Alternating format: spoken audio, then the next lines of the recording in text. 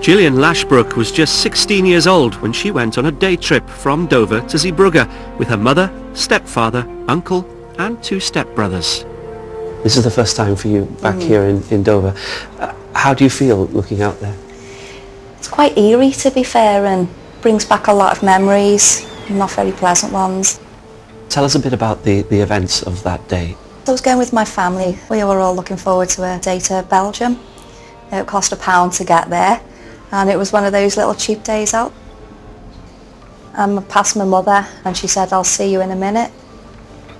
And unfortunately, I never saw her again after that. Take me through what happened then. I went outside onto the front of the ship and I could see the boat was going down into the water, but I couldn't quite believe it. It was just very surreal. Unfortunately, I got thrown and I was knocked unconscious, and that happened 2 times. So I came back around, and at that point I decided to jump into the sea, otherwise I might have drowned actually on the ship.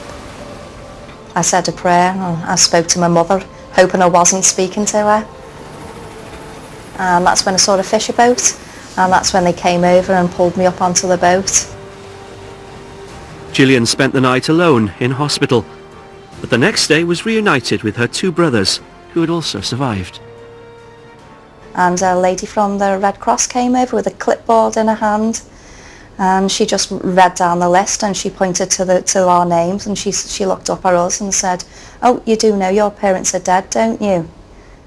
God, you must have been so heartbroken to be told that way. Oh, it was. That was the life-changing moment. I kind of lost my faith for a couple of years. I couldn't forgive. I couldn't understand why God hadn't intervened. I was so close to my mum. It just tore my life apart afterwards. So what's brought you back to faith?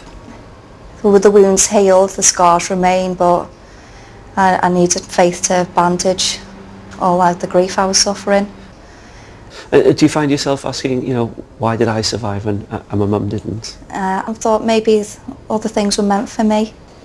To have a nice family. I was meant to have the children that I have now. Well, there's a memorial here for those who lost their life Yes. In the Zeebrugge disaster. It's just around the corner. I know you've never seen it. No. Would you like to go and have a look? Definitely would. I'd love to. Come on, let's go now. Thank you.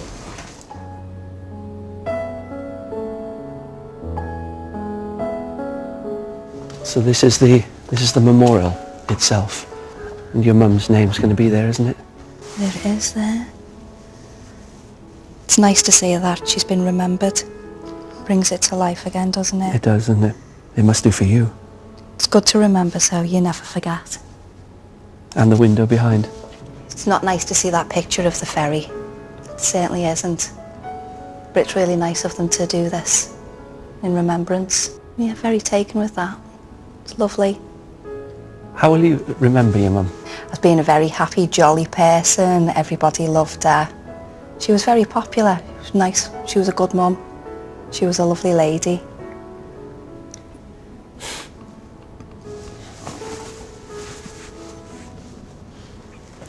I'm glad you've come.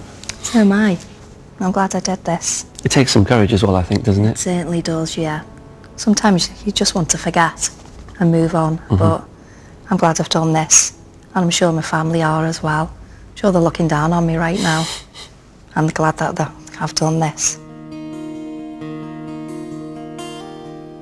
Now may the peace of the Lord be with you, be with you. Now may the peace of the Lord be with you, be with you. Now and always. May the Lord bless you. May the Lord keep you. And may God's face shine upon you.